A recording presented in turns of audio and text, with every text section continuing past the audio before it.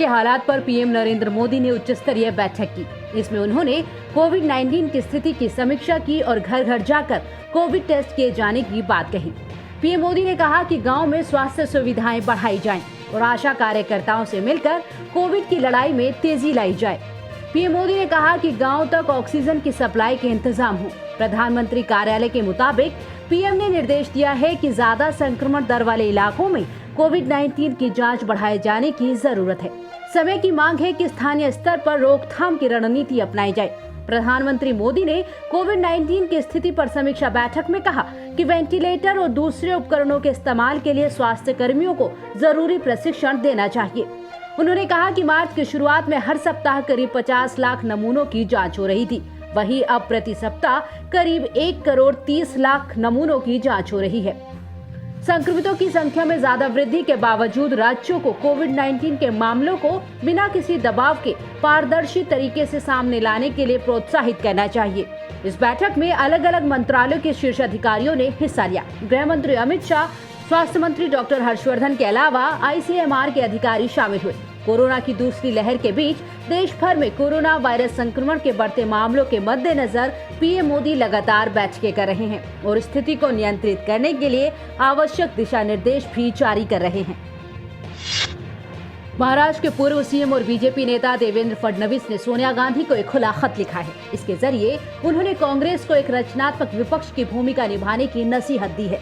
पत्र का एक बड़ा हिस्सा इसी बात पर है कि कांग्रेस के समर्थन से बनी महाराष्ट्र सरकार राज्य में कोरोना महामारी से निपटने में नाकाम रही है।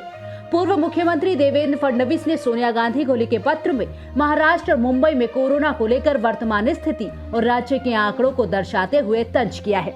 उन्होंने लिखा कि अभी समय राजनीति करने का नहीं बल्कि जनता के साथ खड़े होने का है। देवेंद्र फडणवीस ने लिखा कि अगर हम 13 मई 2021 की बात करें तो देश के कुल कोरोना संक्रमण में 22% संक्रमण का प्रमाण महाराष्ट्र का ही है, जो कई महीनों तक 30% से भी ज्यादा रहा। देश की कुल मौतों में महाराष्ट्र का प्रतिशत आज भी 31% के करीब है। अगर सक्रिय रोगी की बात करें तो 14% अकेले महाराष्ट्र में है। तो ये बात साफ है कि अगर महाराष्ट्र के हालात में जल्द सुधार होता है तो देश के उपलब्ध संसाधनों पर दबाव कम होगा और इस संकट का हम पूरी ताकत के साथ मुकाबला कर सकेंगे। उन्होंने लिखा, महाराष्ट्र में भारतीय जनता पार्टी की सरकार नहीं है, फिर भी केंद्र की मोदी सरकार पूरी ताकत के साथ महाराष्ट्र की जनता के साथ खड़ी है। देश भर में जो भी राहत और सहायता उपलब्ध कराई गई है उसमें महाराष्ट्र को सबसे ज्यादा मिली है।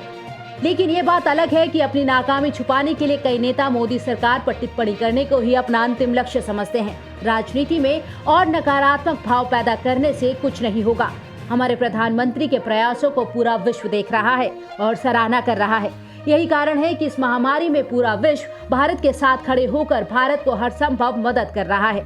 उन्होंने कहा कि भारतीय वैक्सीन को सिरे से नकारने वाली कांग्रेस और उसके मुख्यमंत्री अब वैक्सीन पर राजनीति कर रहे हैं। उन्होंने उम्मीद जताई कि संकट की घड़ी में कांग्रेस कोरी राजनीति छोड़कर रचनात्मक विपक्ष की भूमिका निभाएगी, क्योंकि ये पब्लिक सब जानती है।